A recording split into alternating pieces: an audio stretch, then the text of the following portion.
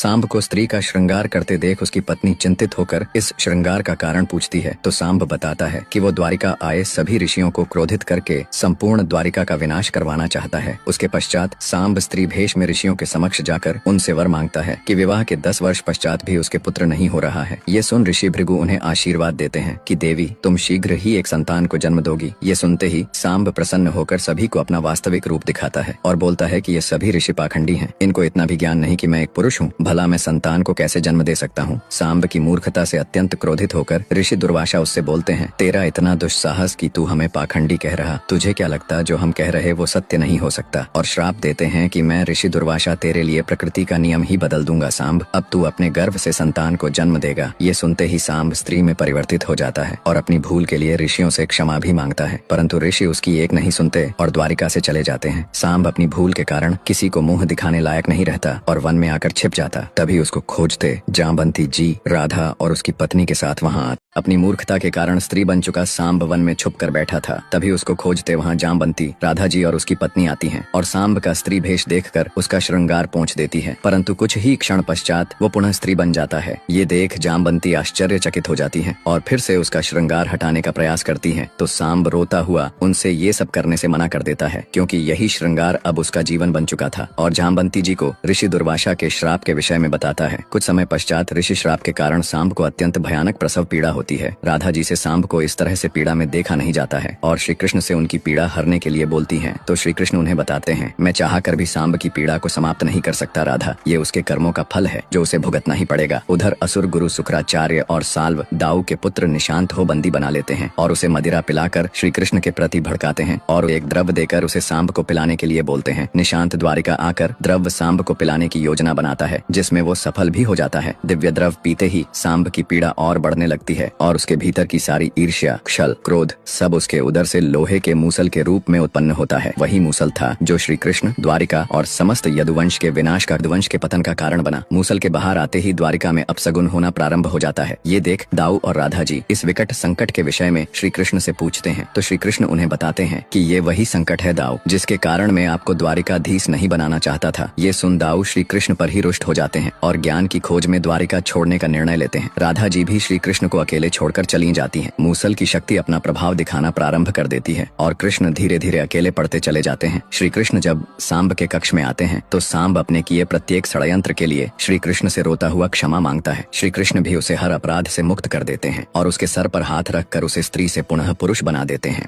जब श्री कृष्ण दाऊ को द्वारिकाधीश बनाने से मना कर देते हैं तो रुष्ट होकर दाऊ और राधा जी द्वारिका छोड़कर चले जाते हैं। सांब से उत्पन्न मूसल अपना दुष्प्रभाव दिखाना प्रारंभ कर देता है। दाऊ ज्ञान की खोज में रोमहर्षण ऋषि के आश्रम में आते हैं, जहाँ ऋषि के ज्ञान से प्रभावित होकर दाऊ उन्हें द्वारिका की शांति के लिए एक यज्ञ के आयोजन के लिए आग्रह करते हैं। रोमहर्षण द्वारिका आकर एक भव्य यज्ञ का आयोजन करता है, जिसमें यजमान स्वयं श्री कृष्ण को बनाता है। जब दाऊ सभी के लिए चरणामृत लेने के लिए जाते हैं तो वो देखते हैं कि उनका पुत्र निशांत चरणामृत में कुछ मिला रहा था। दाऊ के बहुत पूछने पर भी जब निशांत कुछ नहीं बताता है तो दाऊ को उस पर संदेह होता है और क्रोधित होकर वो चरणामृत सर्वप्रथम उसे ही पिला देते हैं। चरणामृत पीते ही निशांत मूर्छित होने लगता है। ये देख दाऊ उसको थप्पड़ मारते हैं कि तू सभी के प्राण का षड्यंत्र कर रहा था पापी। निशांत दाऊ के भय से सब सत्य बता देता है कि रोमहर्षण कोई ऋषि नहीं, पाखंडी है जो श्री कृष्ण और द्वारिका का अंत करने के लिए यहाँ आया है। ये सुनने के पश्चात तो दाऊ का क्रोध नियंत्रण से बाहर हो जाता है और निशांत को मारते हुए सभी के समक्ष लाते हैं, परंतु तब तक रोमहर्षण यज्ञ प्रारंभ कर चुका था। दाऊ आकर क्रोध में भरकर बोलते हैं, ये यज्ञ नहीं हो सकता है, क्योंकि इस यज्ञ का संचालन करने वाला रोमहर्षण एक ढोंगी है। ये द्वारिका और हम सबका शत्रु।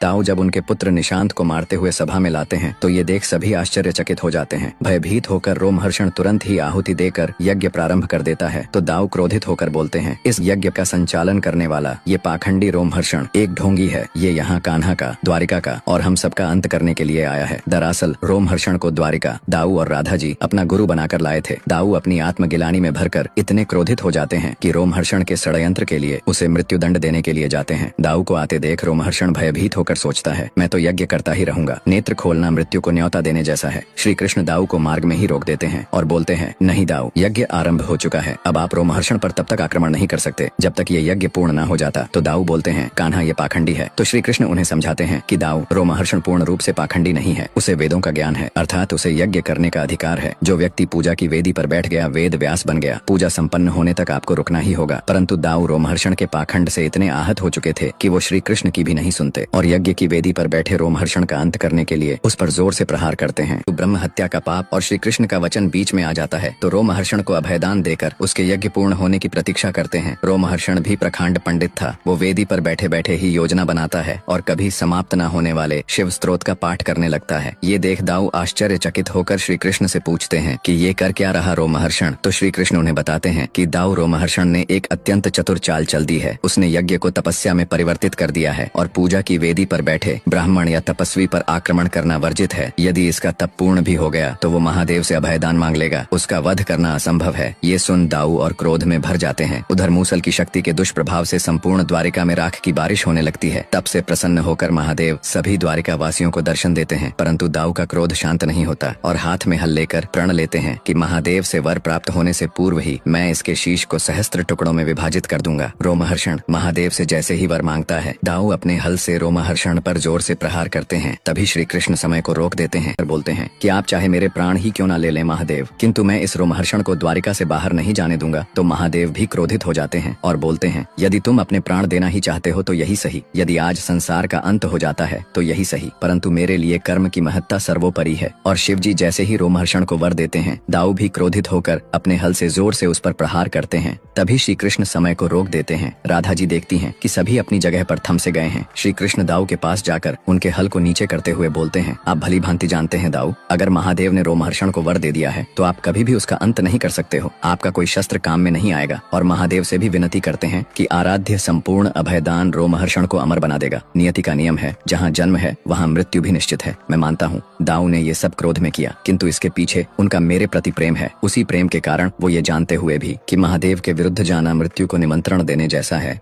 और दाऊ को भी मनाने का प्रयास करते हैं। किंतु दाऊ किसी भी परिस्थिति में अपने क्रोध को त्यागने को सज्ज नहीं थे। श्री कृष्ण असमंजस में फंस जाते हैं और दाऊ के क्रोध को देख श्री कृष्ण दाऊ के चरणों में तक झुक जाते हैं। ये देख दाऊ बोलते हैं, ये क्या कर रहे हो कान्हा, तुम नारायण हो और मैं तो शेष मात्र का शेष नाग हूँ। तो श्री कृष्ण बोलते हैं, जब तक मेरे दाऊ अपना हठ नहीं छोड़ देते मैं उनके चरण नहीं छोड़ूंगा। ये सुनते ही दाऊ के हाथों से हल छूट जाता है। दाऊ रोते हुए बोलते हैं, बोलो कान्हा क्या चाहते हो तुम। मैं अपने ही कान्हा को, जिसके चरणों में मेरा स्थान है, उसे अपने चरणों में तो कदापि नहीं देख सकता। श्री कृष्ण दाऊ के समक्ष हाथ फैलाते हुए बोलते हैं, बस प्रेम की एक भिक्षा दे दीजिए। महादेव जो भी वर रोमहर्षण को देंगे उसमें हामी भर दीजिए। ये सुनते ही दाऊ भूमि पर बैठ जाते हैं और श्री कृष्ण के लिए अपनी हठ त्याग देते हैं और उनसे एक वचन लेते हैं कि आज के पश्चात किसी भी मूल्य पर, किसी भी परिस्थिति में तुम मेरे चरण स्पर्श नहीं करोगे। नियति ने रोमहर्षण का वध दाऊ के हाथों ही लिखा था। इसी का लाभ उठाकर वो महादेव से वर मांगता है कि मुझे ये बलराम शस्त्र से, बल से, क्षल से और देह से मेरा अंत न कर पाए। महादेव से वर मिलते ही रोमहर्षण निडर हो जाता है और बेचारे दाऊ बेबस होकर भूमि पर बैठकर बोलते हैं, बलराम आज बल होकर भी निर्बल हो गया। तो राधा जी उन्हें समझाने का प्रयास करती हैं कि रोमहर्षण के वर से एक तो लाभ होगा कि द्वारिका के कल्याण का यज्ञ पूर्ण हो जाएगा, परंतु कुटिल रोमहर्षण उस यज्ञ में भी जल डालकर उसको भंग कर देता है, जिससे दाऊ पुनः क्रोधित होकर उसका गला पकड़कर उठा देते हैं। परंतु महादेव के वर के प्रभाव से दाऊ का सारा बल व्यर्थ हो जाता है। रोमहर्षण के आगे सब शक्तिहीन थे, कोई भी उसका अंत नहीं कर सकता था। यज्ञ पूर्ण न होने से द्वारिका में नकारात्मकता बढ़ती है, जिससे मूसल की भी शक्ति में भी वृद्धि होने लगती है। दाऊ बेचारे अपनी आत्मगिलन में इतने दुखी हो जाते हैं कि वो द्वारिका को छोड़ने का निर्णय लेते हैं। जब श्री कृष्ण उन्हें रोकने के लिए जाते हैं तो रोमहर्षण अहंकार में समस्त द्वारिका के सामने श्री कृष्ण और दाऊ का उपहास करता है। दाऊ की दुर्बलता को देख श्री कृष्ण उन्हें वन में लेकर आते हैं और द्वारिका की हरी घास पर अपने पैर रखते हैं। उनके चरणों से रक्त आने लगता है। उधर द्वारिका में रोमहर्षण से सब युद्ध करते हैं, परंतु उसके सामने कोई भी एक क्षण भी नहीं टिक पाता।